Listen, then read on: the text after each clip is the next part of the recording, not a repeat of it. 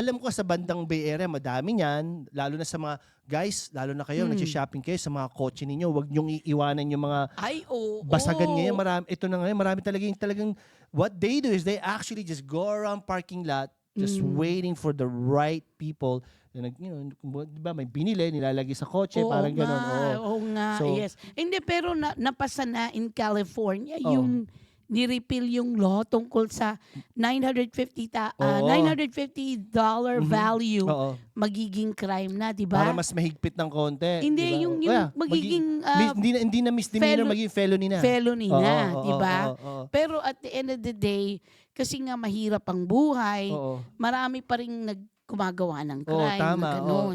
Tsaka napakahasal talaga. Basag ang salamin mo, nanakawan ka na, di ba? Oo Parang nga. medyo magastos. Pero what I'm saying, ito na rin yung season na usong-uso na ngayon yan. Hindi, at saka yung mga ibang tao, Oo. nagbe-bend mo, Zelle na lang. Oo, yeah. O kaya for magbibigay ng Starbucks gift card Oo. through text. Tama, oo. Magbibigay ng Amazon gift card Oo through nga, text. oo nga. Parang walang saysay yun.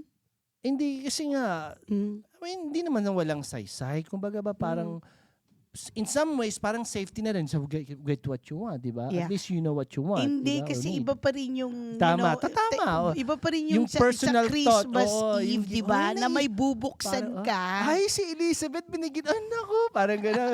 Kasi pag gano'n, di ba, parang walang gano'n eh, no?